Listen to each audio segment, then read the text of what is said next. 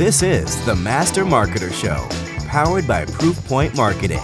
Each week, we explore the mindsets, skill sets, and tool sets the top B2B marketers use to drive results. Gain actionable insights, one masterful, revenue-generating success story at a time.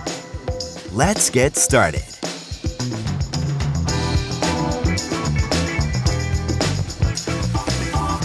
Hey everybody, welcome back to the Master Marketer Show. Today I've got Mark Colgan here with me from Speak on Podcasts, and not surprisingly, we're going to be talking about speaking on podcasts. Specifically, it's a little bit of a origin story, I suppose, right, Mark, of how you started your current business by really kind of piloting speaking on podcasts and kind of doing using that as a PR strategy, if you will. So let's really jump right in. Maybe give us, set the stage a bit of, the type of organization you're working in and why, speaking of podcasts, maybe give us a bit of a time frame of when this was happening, because obviously things evolve quickly, and then we can jump into everything else we want to talk about. Cool. Thank you, Mike. And really glad to be here. So thank you. So Speak on Podcasts is an agency, but we also offer a productized service. So it has a combination of both the agency model and a productized service. Essentially what we do is we help our customers get placed and booked on interviews where their ideal audiences are listening to. We've been around for almost 2 years now, booked over 1,500 interviews for our customers. We actually plant a tree for every interview we book, so we've planted 1,500 trees as well. It's a lot of carbon offset there. That is, yeah, we're trying our best. 22 team members from all over the world. Everybody's remote, so we're remote first. So COVID didn't really affect us too much in the sense of disrupting the way that we worked. My background is B2B sales and marketing. Have done that for about 13 years, and I do a lot of work and coaching on outbound sales. And really, underneath the business, it is an outbound marketing or outbound sales motion that helps create these interviews for our customers. Awesome. So maybe tell us a little bit about kind of why speaking of podcasts. I know when you and I spoke prior to the interview, you mentioned sort of the impetus was you tested this out at a previous, you're working for an organization, like you're the VP of sales and marketing, if I remember, or something like that. So maybe talk through that. How did this whole thing come to be, if you will? Yeah, sure. So in a previous company, I was the chief revenue officer, so sales, marketing, product, customer success. And I had a bit of free time and I wanted to increase our brand awareness and just get our name out there a little bit more. For context, that company did lead research and data enrichment, mainly for sales and marketing teams. So when I had a bit of free time, I started to look at some podcasts that I thought might contain the audience that I want to effectively sell to at the end of the day, or at least get my name and brand name in front of them. I reached out to a few different podcast hosts after I identified them, went with just one topic idea of different ways to think about lead sourcing and triggers and events that you could look for, which no one was really talking about at the time. But it was something that I developed whilst working at that previous company. Booked myself on the interview, so this is me doing it for myself. And in one interview in particular was on a relatively new and small show. I think he only had 150 downloads per episode, as it was quite new. But the show was, I can't remember what it's called, it was Outbound Metrics or something similar to that. So everybody was tuning in to learn about how to get better at their outbound. And one of the ways you can get better at your outbound sales is have better data. So I went on there, spoke about these lead sourcing strategies and used anecdotes and stories of what customers were doing at the time. And from that one interview, I generated 8 meetings and closed 4 of those into customers. That was the genesis. And then I thought, okay, maybe I've just lucked out here, and maybe it was just a really good angle with a really good timing. So I actually reached out to a few friends of mine who were also founders of businesses, and I started pitching them onto different shows where their audience was listening to, and I managed to secure those slots for them as well. And I thought, okay, I'm onto something here. What can I do to do this at scale? And then the natural progression was, let's build an agency and have other people doing this, following the process, the systems, and the mindset, I guess, of the way that we approach our outreach.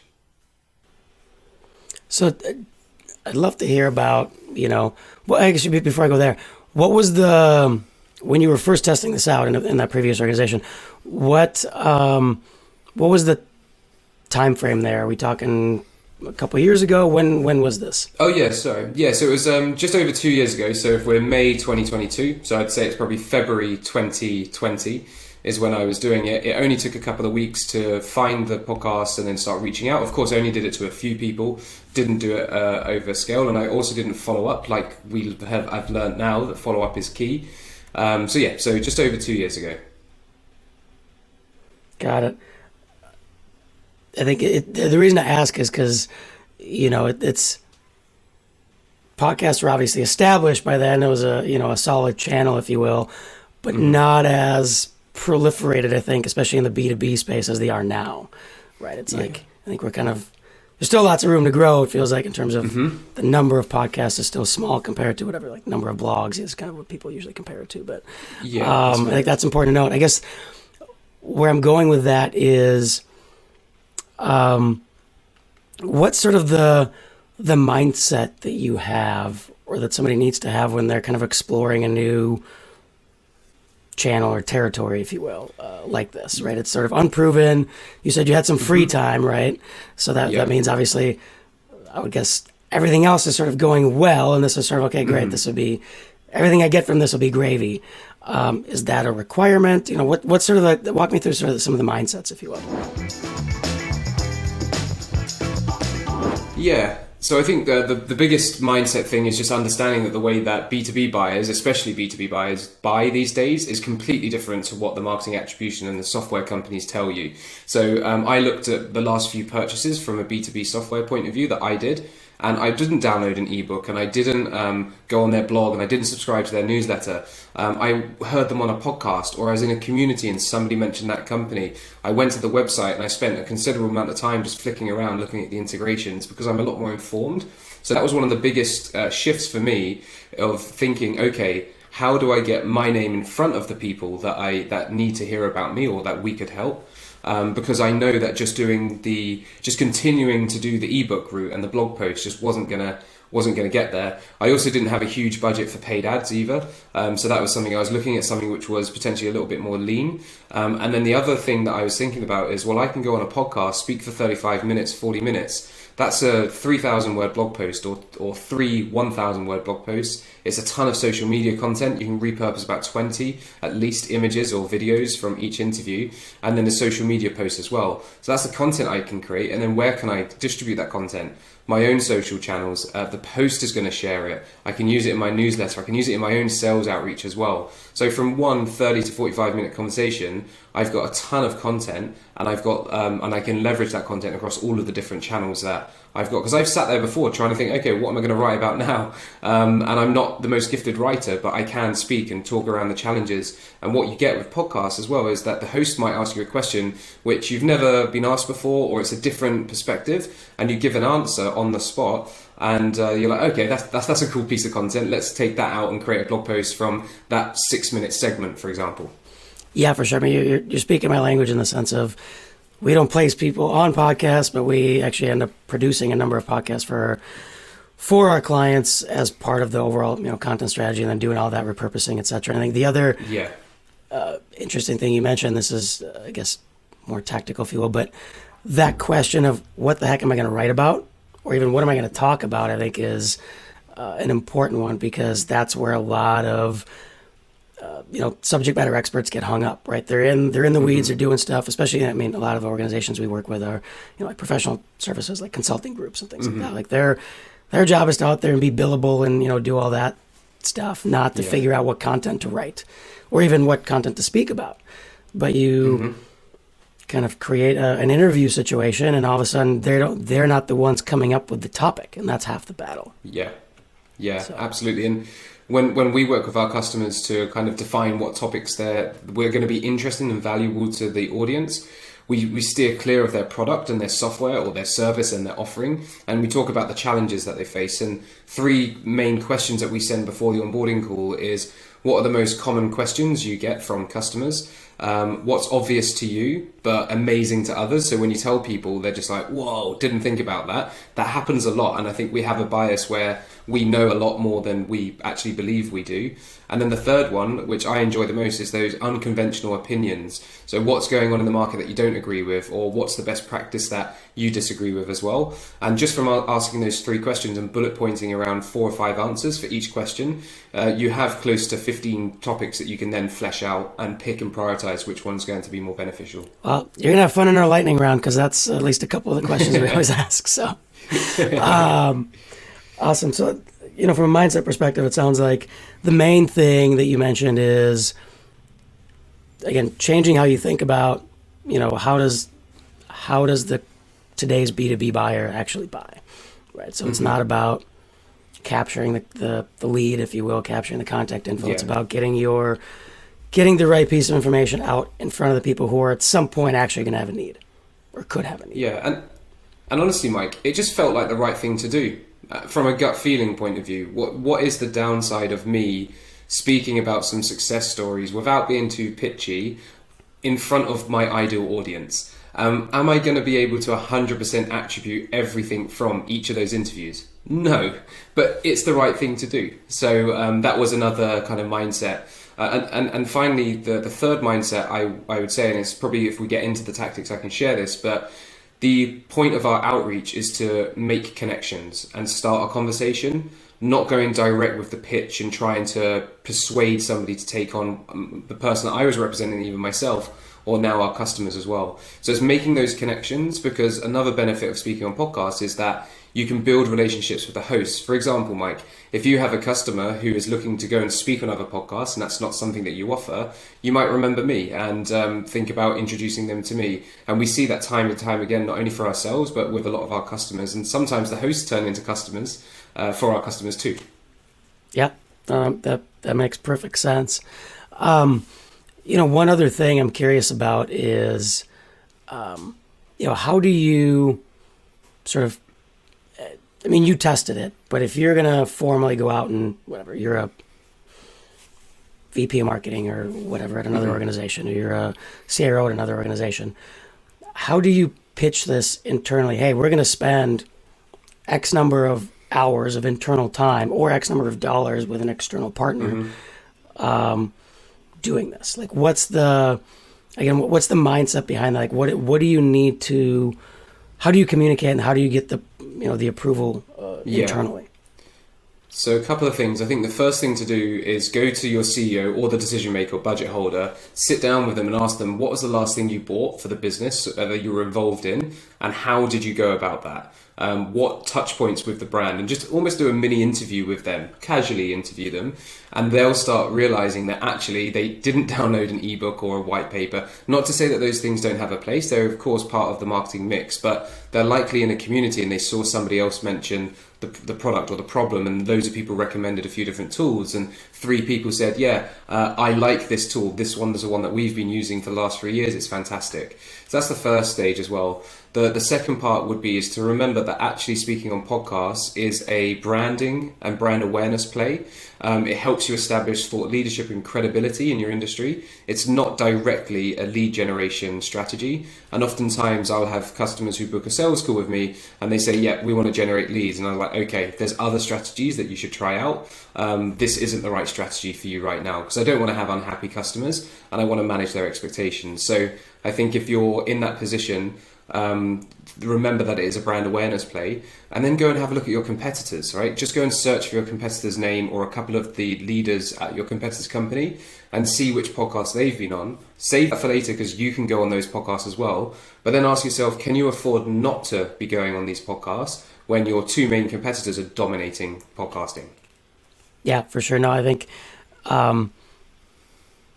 very similarly in this, we've been on a number of shows, and is there sometimes direct impact? Yes, but it usually comes kind of through the back door, if you will, and then you find out, this is kind of how it happened. Like if we have that for recruiting, especially recently, we were in a show where we talked about some of our open positions, etc., and then in speaking with a whole bunch of prospective candidates, either for now or for future, how did you find out about us? Like, we heard you talking about on XYZ show. There you go. So from those interviews I did now 2 years ago, I still get LinkedIn connections requests, not loads, but I still get the odd request, probably one or two a month, where they say, hey Mark, just listened to you on the show 2 years ago. They'll even say like, I know it's an old show, but I'm just wondering if you're still working or involved in that, because I have some questions. Because I really explained the the challenge and pain point they had.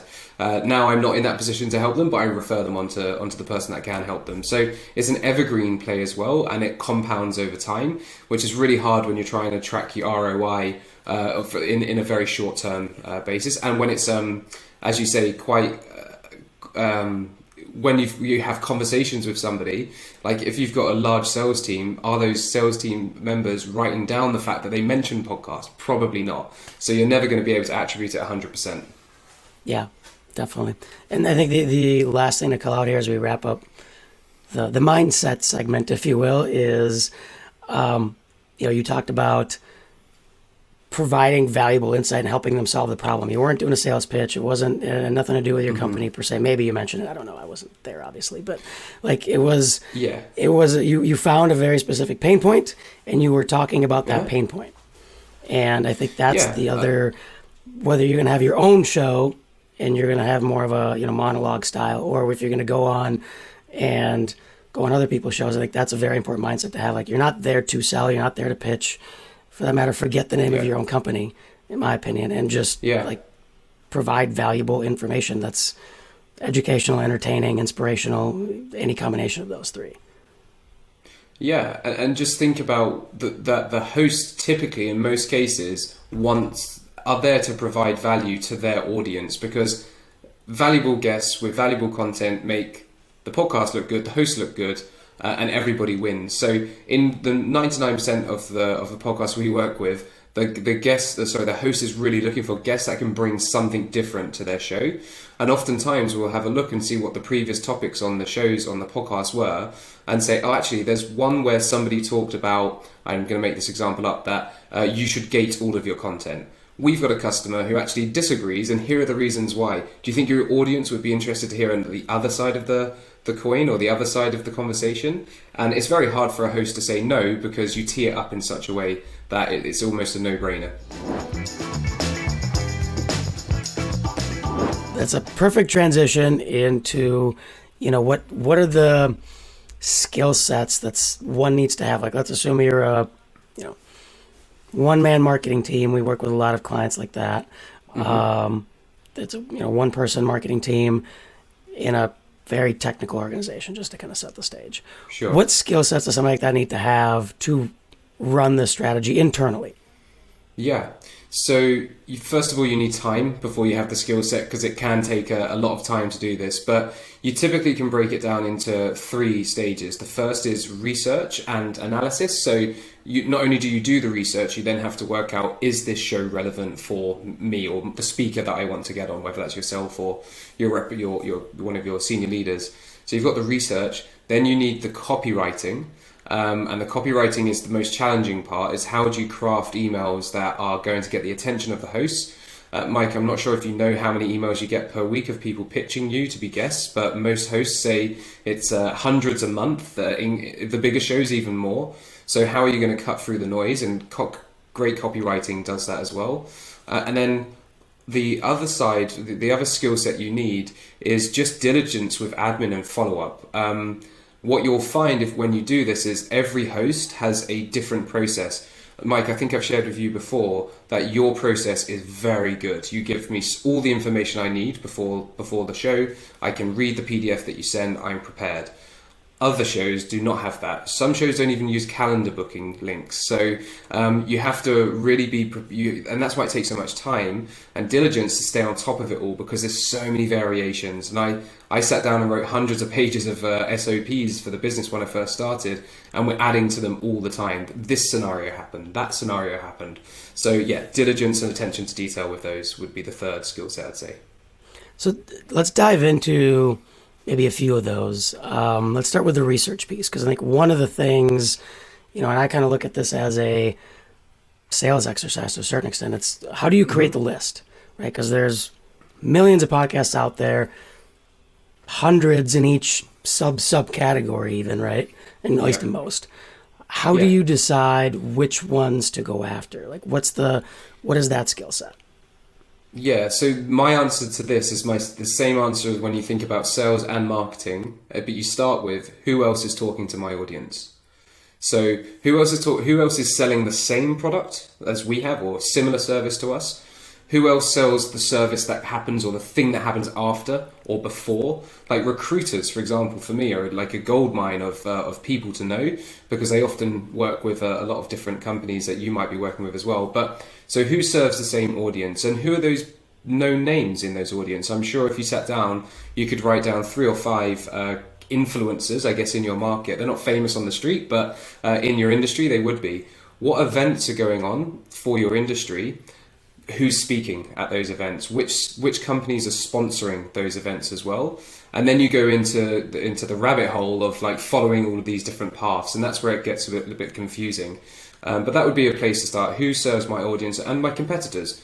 Are my competitors speaking on podcasts? It might be worth going to have a look to see which podcast they've spoken on, and then run that through the analysis of, is this podcast also good for me?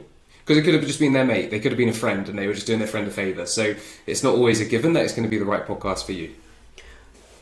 So maybe even take it down one more level from there into, I guess, maybe even tool sets at this point.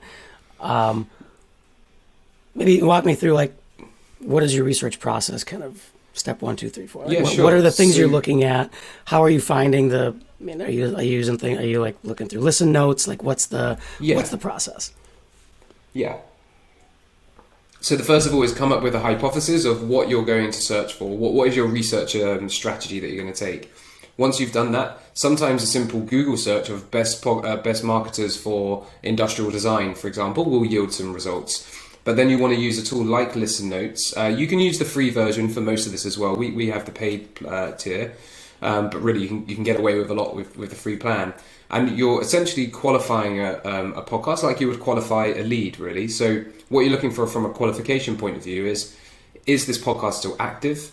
Does this podcast interview guests external? Because a lot of podcasts are just solo shows. Or when they do look like they have guests, it might be internal people from that organization. So it's not an external guest. How long are the episode lengths? Like, is a 7-minute episode going to really yield the value that you're looking for? And the frequency of posting as well. Most of the times, if a podcast only produces an episode once every 3 months, it's probably not going to have a large and a loyal following. So that would be the qualification layer. And then when you're trying to determine relevancy, you're thinking of things like, who are the previous guests that have been on there, and are they credible? Are they known names in the industry? Are they more credible than me? Like, if it's Elon Musk that's just been on the show, and you're not a billionaire tech CEO who's buying Twitter, it might be quite hard for you to get on that show. So manage your own expectations, or as we have to do, manage our customers' expectations. Everybody wants to be on Tim Ferriss and the Joe Rogan show, but I haven't got any customers that are quite at that level where we could get them on there just yet. So maybe talk about that a little bit. I'm curious, because I can see, even an internal person, if they've got I'm thinking like lots of founders, especially tech companies, there's a lot of hubris, if you will. And they might think like, I want to be on the Joe Rogan show or on the Tim Ferriss show or whatever. There's a bunch of those other ones, right? And how do you manage expectations like that if you're working with internally, let's just say? Yeah, so the first thing that I do, and I'm trying to think if I'm an internal marketer or a person doing this, I would go and look to see if they've interviewed anybody else like the speaker that you're representing. That's one good way to say, hey, look, it's great that we want to do that. However, they've not interviewed anyone like that. We can try, but just saying. So you're managing the expectation that you're unlikely for it to happen in the first place. The other thing to say, or to have a conversation around is like, yes, going on Joe Rogan could be good for you because millions of people listen to it. However, it's going to be extremely broad and very, very varied. Would it not be a better use of our time to speak on this podcast that has 300 of our ideal customers listening on a regular basis as well? And also a lot of these big shows, if you are a brand coming on there and you're not a friend of the host or a friend of their circle of friends, they're oftentimes paid sponsorships as well, ranging from 20,000 to hundreds of thousands, because they bolt on newsletter blast outs and adverts being read throughout several different episodes as well. So if you've got the budget, then maybe go for it. But if you're just looking to bootstrap this and reach out to Joe as a solo person, it's unlikely that it's going to happen. Definitely. You mentioned a couple of times, figuring out what their right list is and potentially focusing on more smaller niche podcasts. How do you find them? Because again, a lot of these, I mean, sure, you can type in, whatever, industrial marketing or something like that into listen notes, and you're going to get something, or into, like a Spark Toro. But how do you decide, whatever, let's assume you get 30 different shows. How do you decide which one of those you're going to, and maybe let's assume they're all relevant. You're going to go after all 30? Yeah. Like, how do you pare down that list to something manageable? Yeah, so we've qualified them, so we know they're active, they interview guests, and they're relevant in the sense that they speak about the same topic and they look like they contain either all of the audience who you want to reach or a proportion of that audience is who you want to reach as well. Then really it's a combination, like we use around 12 different data points to determine which ones to prioritize and start with first. In some cases, if the speaker that you're representing hasn't been on any podcast whatsoever, go on the smaller podcast. How can you determine the size, the small, medium, large? Number of episodes. So if they've only got 20 episodes, it's likely that the podcast is relatively new and it's going to be easier for you to get on. Doesn't mean it's a bad podcast, it's just a good starting point for you to build up not only the experience of speaking on podcasts, but also the social proof which you can leverage for the bigger shows. So number of episodes, ratings and reviews, the social media following of the host, the level of credibility of the previous guests that they've had on as well. The interview length is another way. It doesn't really determine size, but gives an idea. If they're hour-long interviews, then there's a reason why they're doing an hour-long. However, with a lot of the stats that I'm mentioning here, ratings and reviews can be bought. Social media views can be bought as well. So it's not about looking at one single data point, but looking at a combination of different data points to determine the right podcast. But again, I go back to the point of relevancy above everything. That one that really generated the revenue for me at 150 people. If I was looking at some of my other numbers like website visits or Google ad spend, 150 sounds tiny. I'd be really annoyed with that. But it's a completely different medium, and I think a lot of people make the mistake of comparing it to other channels when it's just completely different. Yeah, that's so critical. I mean, people do that with a variety of channels. They do it with social as well, all that kind of stuff. So definitely agree with that. Let's talk about the outreach itself, right? Because obviously that's a skill set all on its own. You talked a little bit about having the need to be a good copywriter, things like that. That helps. But let's talk about outreach. Like, how do you? Well, let's keep it simple.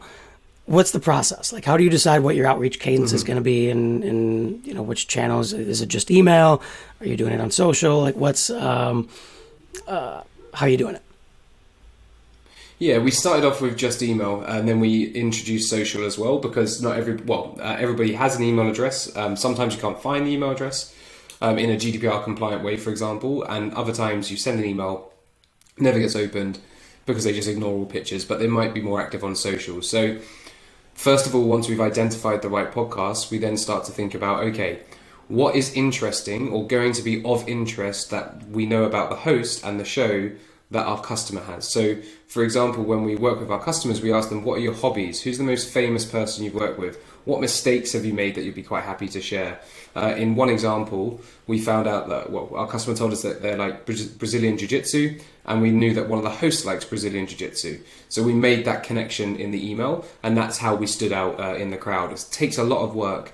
On average, we take around 45 minutes to write one email per outreach, and we've got dedicated teams of copywriters that do this.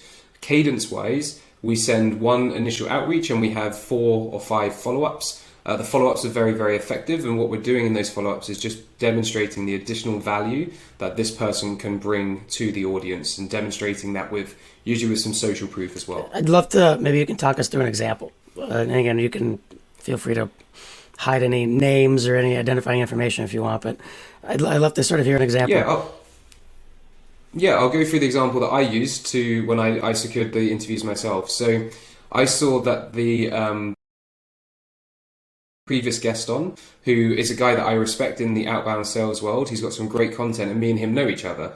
So I messaged the podcast host. I'm going to butcher this a little bit, Mike, but the email was something along the lines say, "Hi Mike, really enjoyed the interview with Jason. actually his nickname is J-Bay, so I use J-Bay because I know that that's his nickname, and the host is likely to know that as well. So really enjoyed the interview with J-Bay. Very valuable topics around X, Y, and Z. Find those most relevant how do you find those most relevant prospects to begin with? I've put together 14 lead sourcing strategies that help people find those that are more likely to buy, and I'd be more than happy to share some of these with your audience. Would you be interested in learning more? Sorry. Would your audience be interested in learning more about these, Mark? That was the initial email. Very short as well. Yeah. What about, I'm curious on some of the follow-ups. Like, what do those look like? For example, would be, hey, Mike, here's a previous interview I did. If I have a bigger podcast or a celebrity podcast host, I would include that, because they're looking at it going, oh, well, if Jeffrey's had Mark on his show, I might want Mark on my show. So that's another example of a follow-up. And the last one, Mike, this is the extra level. We've actually created rap videos for some of our customers, and there's a guy who's a rapper, and that we've shared with him about the customer and what they can talk about, and a little bit of their story as well. That stands out a lot in the inbox too. Is there an example you'd be willing to share? I'd love to link to one of those in our show notes. Yeah, of course.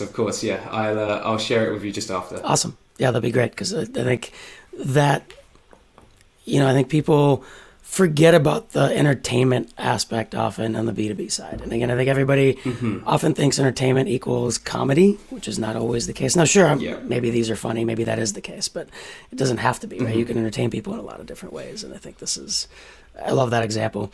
The other thing that's interesting to me is which I love in marketing, there's so many, like the frameworks transfer across a variety of applications. So like what you're describing here, obviously it's got very similar on the sales side, but then also one of the things I was just talking with somebody recently is like webinar follow-up. So you get somebody to sign up for your webinar. Yeah. The typical thing is, hey, don't forget to join us in a week. Don't forget to join us in 3 days. It's like, I don't need 15 reminders to tell me what it is. But on the flip side, if you say, oh, don't forget to join us to listen to so-and-so talk about this topic. And then, this other person's also going to be talking about this topic. And we're going to be telling, like, hey, tomorrow, don't forget to, that this thing's coming up. And special guest by, like you keep, dripping things that are valuable that someone go, okay, I will actually join the thing that I signed up for. You know what? You would be somebody valuable for my audience to hear. I think as well, being afraid to be a bit different as well. Like, yes, it is a webinar reminder, but you don't have to say it's a webinar reminder. Put the subject line of "Got your popcorn yet?" ? That's going to get their interest and intrigue, and they'll open it. And it's 3 days till the webinar. You've still got time to run to the shops and get that popcorn. You're saying the same thing. You're just delivering it in a way. Now, of course, if your brand you can't play with that tone of voice, I would encourage you to go as close to the line that you can get away with, because these people are human. But really, it is humans. They go home, they might have a glass of wine, they have a football team or soccer team they follow, they watch Netflix. They're the same as you and I. We want to be entertained. Awesome. So, all right, we've talked about the importance of research, and you shared a lot of great, metrics that you look at to identify what the list is and pare it down. You talked about copy being important. And you talked about the follow-ups and whatnot. Is there anything else? You mentioned admin as well. Is there anything else any other skill set that's critical around that admin aspect? Maybe a skill set and also a tool is just to track it. So have a spreadsheet that keep it simple. We talk about a simple stick in Speak on Podcasts, and I'll often show an image of a simple stick when people are trying to complicate things. No, hit it with a simple stick. A spreadsheet works just fine. You'd want to be tracking the dates that you sent the initial outreach, the planned dates you're sending the follow-ups. A lot of companies actually automate the follow-ups as well, Mike. We don't, just because there's so many variables. I might send an email to you, but you will have an assistant that replies. My automatic follow-up goes, hey, Mike, haven't heard from you. And then Mike's left going, well, no, I have. And, maybe my assistant isn't doing my work. It isn't doing the work that she or he is supposed to do. So we do it all manually, which, again, takes a bit more time, but it allows us to offer a much more premium experience for the hosts and for the customers. So track everything, keep statuses, think about sent, replied, interested, not interested, just simple statuses like that. One last question, I was just thinking about what, because you're talking about all this as manual, how big is the average list size for the outreach? It depends. So we do an initial research when we first get started with the customer. We see so that might be 30 or 40 podcasts. We see how we're tracking against those 30 or 40. Oftentimes the answer isn't send more emails to more podcasts. It's need to get responses from the podcasts we sent to. So if you're looking for around 10 podcasts, then a list of 30 to 40 is probably what you're going to need, and you're going to need to give yourself a bit of time. So oftentimes we finish a customer's campaign, and a few months later or a few weeks later we get replies from hosts saying, so sorry, just caught up with my admin, we would love to have Brent on the show. And we gift that to our customers. We don't charge them for those like one-off type things because we've already done the work and they've already paid us. But list size would be that. Don't send the same message and just insert the podcast host name, the podcast name, because everybody else is doing that, and it's very obvious when you do. Yep. No, I think that's the reason I asked, is because there's sort of, putting my sales hat on, if you will, right? There's sort of two schools of thought. There's I'm going to go volume and I'm going to just blast everybody, which again, like you said, doesn't really work in sales, and it doesn't really work in podcast outreach, it sounds like, which is not surprising to me. Or you can go, okay, I'm really going to spend my time and do the research up front, but because I'm doing fewer, I can spend more time really making these personal, not just personalized, but personal. I'm just thinking of two campaigns that are live at the moment. We drafted because the customer wanted us to do more than we normally do, because he wanted to get shows quicker than normal. So we drafted 18 emails, sent 18, and we got 9 replies within the first week. So that's pretty good. Another campaign that we're working on at the moment, we sent out 10 emails and got 7 positive replies. So that's a 70% positive reply rate, and it was a 90% reply rate. There was just one host that didn't come back to us yet, and then the follow-ups kick in as well. So yeah, there's a lot, but what gets you those results is the detailed research, a really good understanding of the topics, really good understanding of the audience, and amazing copywriting. I guess last but not least, we've kind of talked about this already, but tool sets. What are some kind of your go-to tools or sort of must-haves that you think if someone's really going to, maybe they're past the point of piloting it, they're going to do this on a consistent basis for their organization, what tools do they need? Yeah, so if you're doing it for your organization and you've got 1 or 2 different speakers, having Google Sheets or an Airtable might be a bit better. If you're not everybody's familiar, and we're growing quickly and we need people to be using the tools, and sometimes one tool could be better, but it's harder to use. And what I've learned over the years is don't use the harder to use tool. So a spreadsheet or Airtable to track things, you obviously need to have an email account. If you are going to send these out in volume, I would avoid using your main email. So if your website is speakonpodcast.com, then maybe send it out from speakonpodcast.io, just in case you get flagged as spam. However, they're not angry when they receive pitches, and especially if it's a good quality, they're just going to ignore you or say no. They're very unlikely to do a spam, but some people will. They have a bad day. We also use HubSpot as a CRM, but we use it more as our campaign tracker as well. So rather than a deal in HubSpot being a monetary deal, we have a campaign as a deal, and that way we can see who's spoken to who, because whilst you might be the individual doing it now, if you're off sick or if you leave the company, someone needs everything. But you could use like a help desk software as well, really. That could work too. I love that. We actually, similar thing for managing guests. We use Pipedrive for our CRM, and we have a separate pipeline that we have for podcast guests and tracking, like, outreach started, did they say yes? Did they do the pre-interview? All that kind of stuff. So there's all, just like you would track sales stages. Exactly. We track, guest interactions, and then you're talking about doing the same thing, but getting other people. Listen Notes is a big database, probably the most comprehensive database of podcasts. There's another tool called Rephonic. Rephonic is quite an affordable tool. I think it's $99 or $120 per month. I say affordable in terms of the information it can give you. They claim to be able to share the average episode downloads per episode, but unfortunately that data just isn't available, and it's kind of made up. And they do say this is our best guess, so they're not saying this is accurate. There's a podcast I listen to, and they have 40,000 downloads per episode, and on Rephonic it says 685 or something really low. In other times it over-reports the numbers as well. So I'd forget about those numbers, focus on the relevancy. And then if you're just getting started out as well, you might want to check out a tool like Matchmaker.fm. That lists other podcasts where hosts are looking for guests, but what you'll find is the majority of the podcasts on there are new shows, quite small, and there's a lot of B2C as well, and it doesn't offer as much functionality as Listen Notes will when you're trying to search for things. It's interesting that you call that out, because we tested it when we were launching our show, and the caliber of guests that were coming through were also not very good. Yeah, like we had a pretty bad experience with it where we've stopped using it. Yeah, for a while now, but I think so. So we've had a couple of instances where a host has replied saying we don't work with people who are using a booking agency. So our reply to that is like, okay, no worries, we're not going to take offense to that, no worries. Do you mind if we ask them to contact you directly? And they're like, yeah, that's fine. And just like defeats the point.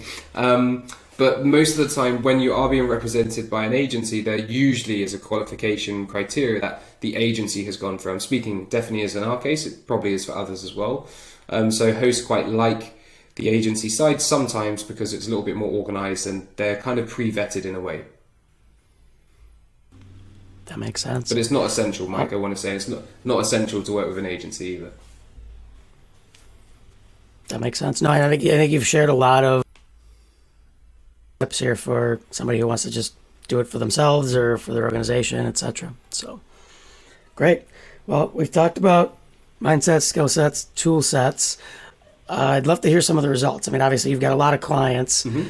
What kinds of things are you tracking? Are you getting any sort of, is there a feedback loop that you guys have for, hey, this is driving pipeline and revenue for us, or where does that stop for you? Yeah, so we don't have visibility into the actual numbers, which is a shame. But we do hear back from customers when we ask them. We probably should be a bit more proactive. I'll give a couple of examples from recent wins from our customers, and we share it with the team as well, and the whole team celebrate it too, which is really nice. So a couple of our customers have group coaching cohorts, and they've had over 50% of their new sign-ups into their new cohorts have said, I heard you on the podcast, that's where I found out about you. Other people report that they get calls that say, I know what you do, I know how it works, just how do I work with you? So a lot more warm inbound leads who are ready to purchase. From the SaaS companies, one of our customers closed their largest deal in terms of MRR, so monthly recurring revenue, and that was actually from the podcast hosts themselves before the interview even went live.